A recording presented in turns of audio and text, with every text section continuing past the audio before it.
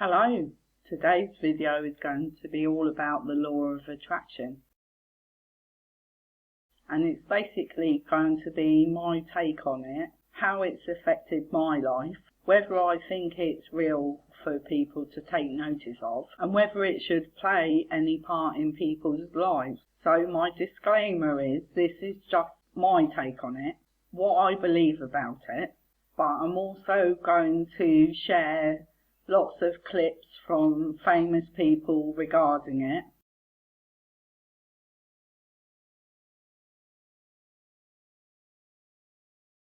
What my opinion is on what they've said, and ask you what you believe about it. So stay tuned, because there is a lot to come. I don't know if you've heard about Dan Locke, if you know anything about him, or anything about his businesses and the way he thinks about the law of attraction. So here is something that is his take on it. Maybe you have heard of the law of attraction and you wonder exactly what it is, and you wonder, does this actually work? It is simply the ability to attract into our lives whatever we are focusing on. Do you know who Rhonda Byrne is? Have you heard of The Secret? Do you believe in the teachings of The Secret? I'm going to be sharing some of her teachings in this video as well. Bob Proctor, he's going to feature a bit in this video, so there are going to be some quite famous names in here that you may or may not have heard of. There are also going to be some stars such as Oprah Winfrey, Jim Carrey, Napoleon Hill, the author of Think and Grow Rich, and something from a guy who actually changed his name. He started off as being Eric Ho. What's up guys, Eric Ho here, international speaker, entrepreneur and best-selling author, and today we are talking about the secret behind the secret. Yes, you heard that right. So the secret, what's the missing link behind the law of attraction that isn't in The Secret? In his initial videos, but if you look for a video by him now, he's now called Master Sri Akarshana, and we're going to be hearing from him as well. So to start off with, I'm going to take you a little bit back in time. About 15 years ago, I was not quite the person that I am now. My glass was always half empty and everything seemed not good. I suppose I wasn't in a very good place. I wasn't a very positive person. In fact, I was an extremely negative person. In the back of my mind, I knew that regardless of what you believe, that is not a good way to live your life. It's not a good place to be. I came across the law of attraction. I didn't know that's what it was called then, but I started listening to people like Bob Proctor, and he was the person that introduced me to Napoleon Hill's book Think and Grow Rich. And after listening to Bob Proctor at various seminars that were recorded, I didn't actually attend them, I became fascinated by this book by Napoleon Hill, and I did read it. Upon my first reading, I had varying thoughts of it, and I have to say I did enjoy the book, and I didn't think about it anymore for a fair while. But then I read it again and again and again, and things started to change for me then. I got rid of the negativity and I became a very much more positive person. And I started to believe that the law of attraction was real and that it could change my life if I started practicing it. So that's what I set out to do. As time went on, I practiced manifesting things, and to be honest, some things did come to me, and whether you can say I actually manifested them or not, I'm not so sure. At the time, I believed that I did, but now a bit more sceptical because a lot of time has passed by. And this is what I want to talk about in this video, about how we actually perceive things and are they real? So one thing I can say about all my practicing of manifestation is I never got rich. That did not happen for me and has still not happened for me. And in a way that puts quite a bit of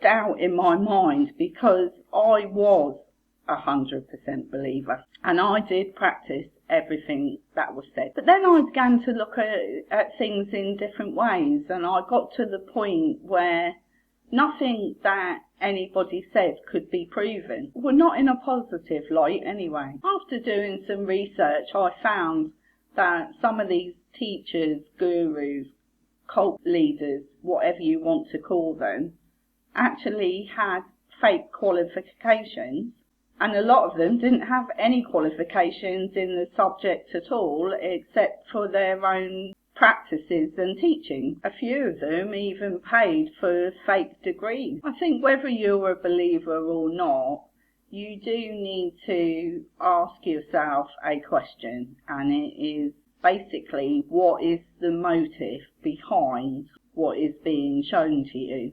Now, Rhonda Byrne actually has said quite openly that before she wrote The Secret that she was totally broke. And then after The Secret came out, she became extremely rich.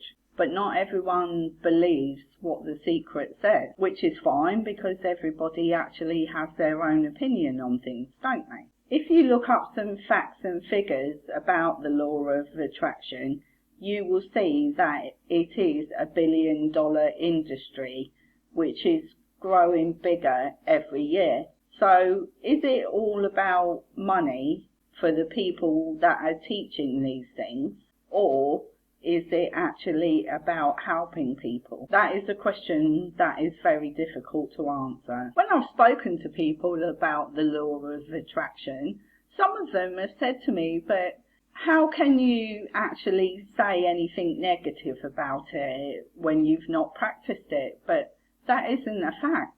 I have practiced it for years and years and years, and when I was practicing it, I was 100% a believer. I've practiced manifesting things, reading and writing affirmations every day of the week, several times a day, and also visualizing things in the way that I've been told as if I already own it. A new car is coming. My new car is coming. I'm going to get a new car. Well, then it's always going to be coming. That's the thing. You have to imagine you have it now. You have to go off and you have to test drive the car. You've got to feel the car, smell the car, and just then visualize being in that car. Now that's another thing. It says that you should try something. So in this video, it's saying to you that you should go and test drive the car of your dreams. Well, yeah, that's fine if you go and do it once at the dealership, or you go to different dealerships and do it several times, from different dealerships. But you can't exactly go once a week or once a month to a dealership, can you, and keep trying out this car, because surely at some point they're going to get pissed off with you and say, well, you're obviously not buying it, so do one.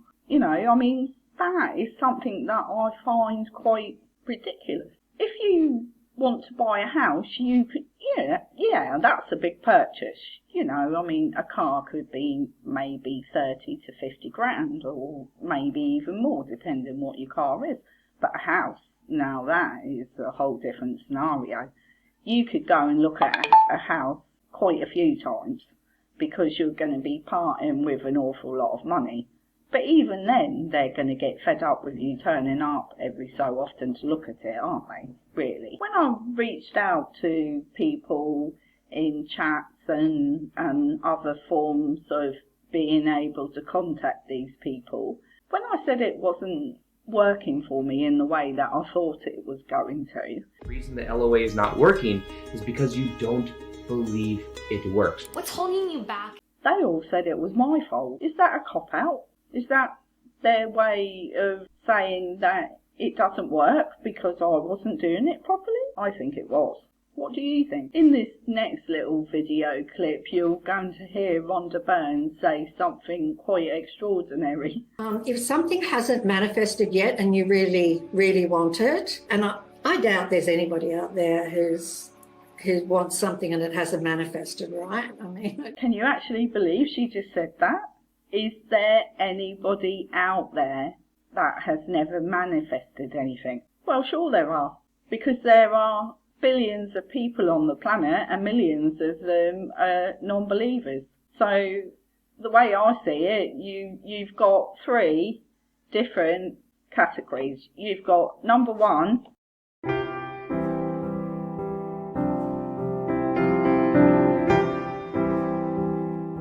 the 100% believer.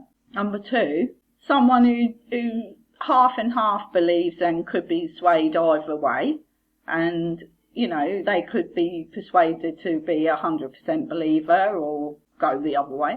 And then number 3, you've got the no, I don't believe it, no matter what you say, you're never going to convince me person. So yeah, there are going to be millions of people that have never manifested a single thing, aren't there? Because they've never tried. And if you tried to convince them that that's what they had done, they would just say, no, I don't agree with you, I've just worked hard and that's how I've got $1 million or £1 million or £10 million. I actually worked for it.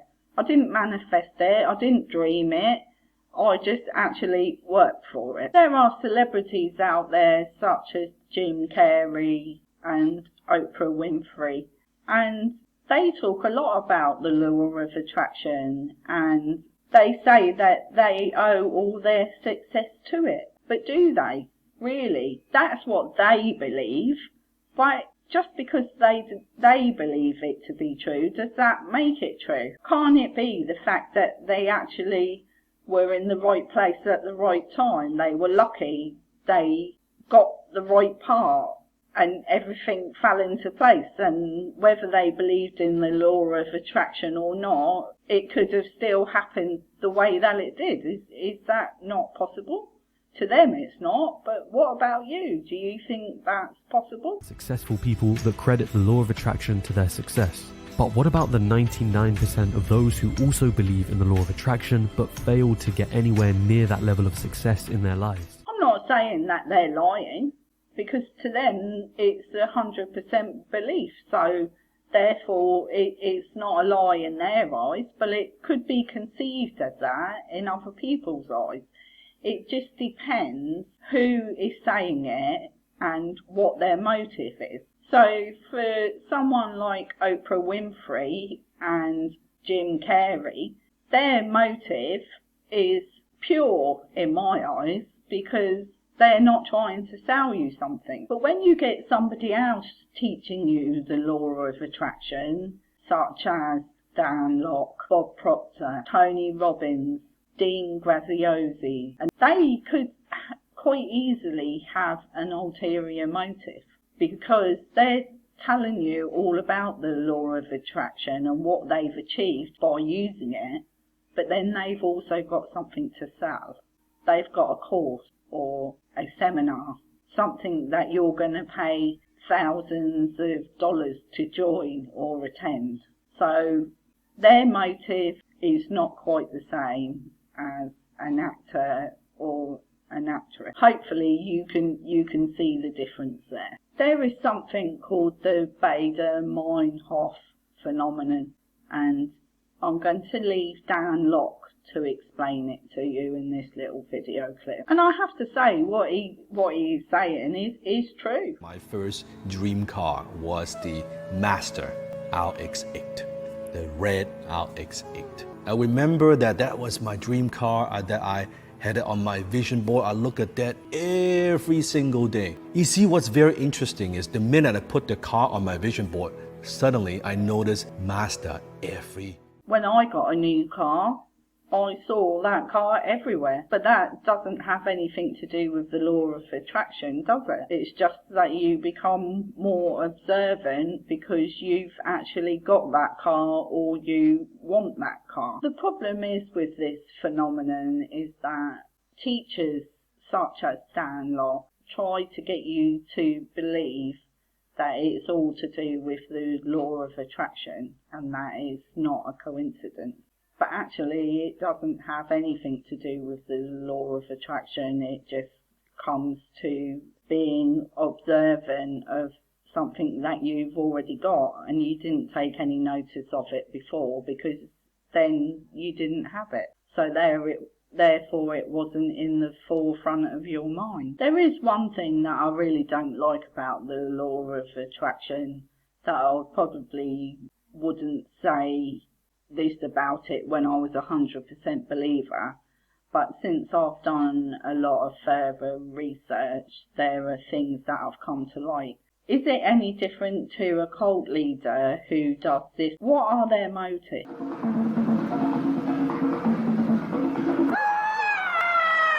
Thousands of seekers, most of them from broken or unstable families, and already emotionally wounded, are becoming victims. Rajneesh would come out twice a day in one of his 96 Rolls Royces and literally be worshipped by his thousands of Western devotees. Not only do these things trigger emotional and mental diseases, which have been known to place people even in insane asylums for the rest of their lives. Because that little video clip we've just watched is quite scary, isn't it? Seeing all those people worshipping this one person. And this person has got 96 Rolls Royces. So where did all the money come from? How much did these desperate people pay? And why is it desperate people that pay? They're the ones without any money. And they run up their credit cards. They become hopelessly in debt. And for people that are depressed or anxious, it can cause devastating consequences for them when they believe 100% that the law of attraction is the answer to everything. The answer to everything in life, it's going to get better, it's going to get better, it's going to get better, and when it doesn't get better, that can have life-threatening consequences and even lead to death. I'm sure you've heard of the MLM industry, the multi-level marketing industry, and that is a major component of the law of attraction. It teaches it all the way through an MLM. If you go to one of their seminars, you will see people on the stage talking about the law of attraction, and to me that makes it less believable as opposed to more believable. It makes me feel like they're being brainwashed. It is crucial to brainwash that subconscious. And in an MLM, they tell you to get rid of everybody who doesn't agree with you, who doesn't see things the way you do, that they're negative influences, and basically they're like a cult. They're separating you from your friends and your family, so are they any better? Probably not. You can see many incidences online where people have got involved with the law of attraction and then they've had something seriously medically wrong with them, like cancer, and they've been led to believe that the cancer can be cured just by believing in the law of attraction, and those people have gone on to die. But they said the affirmations. They believed 100%. So where did they go wrong? According to the law of attraction, blame lies at their own feet. There is no blame at the door of the teacher of the law of attraction. I do still say affirmations. I do still think positively. And every now and again I visualise something I want and visualise that I've already got it. But at the end of the day, I also believe that the only way I'm going to get what I want is to actually work hard. I no longer believe that you can get rich from reading a book or vibrating on the right frequency. I think something that really did it for me was when I watched a video of Bob Proctor and he said this. Got to break through the logic. You cannot let logic control you. Logic is bad for us. I was quite shocked seeing that video. I mean, of course there has to be logic in the world. Bob Proctor was a very logical man. So how can he be telling you that you don't need to have logic in the world? That is totally ridiculous. One thing I will say is I didn't get dragged into the law of attraction too badly. The only money I've ever spent has been on a couple of books. I've never bought a course by Bob Proctor or Dan Locke or Tony Robbins or Dean Graziosi or any of the others that try to get you involved in their business through the law of attraction. I've never done that. Unfortunately, I did get involved in an MLM, but that only cost, a couple of $100. It didn't cost me thousands like these big guys charge. So yeah, I did get stung in that respect, but it wasn't because of the law of attraction that I got involved. It was because I wanted to run my own business. I just believe that these people are basically grooming you. They're trying to brainwash you to their way of thinking so that you don't ask questions anymore, that you just do everything they say and hang on their every word and buy whatever it is they're selling to you. Even Bob Proctor was involved in MLM. I mean, that's something I would never have said about that man, but yes, he was. He had an MLM that he recommended to people that he was actually a part of. You can look around on the internet and you can find many people that have lost thousands and thousands and thousands of dollars through either MLMs or the promises of the law of attraction, and you can see how much it has damaged them physically and mentally. So is it something that we should believe in? The Secret made Rhonda Byrne an awful lot of money, and did you know there is now a Secret too? It's called The Compass. Have you seen it? I've seen it. I don't think it's as good as the first one. What's your opinion on it? I'm just going to share with you a couple of scenes from it. Your compass is your inner sense of direction. It's the road that's guiding you to the fulfillment of your wildest dreams. Visualization is more of a first step.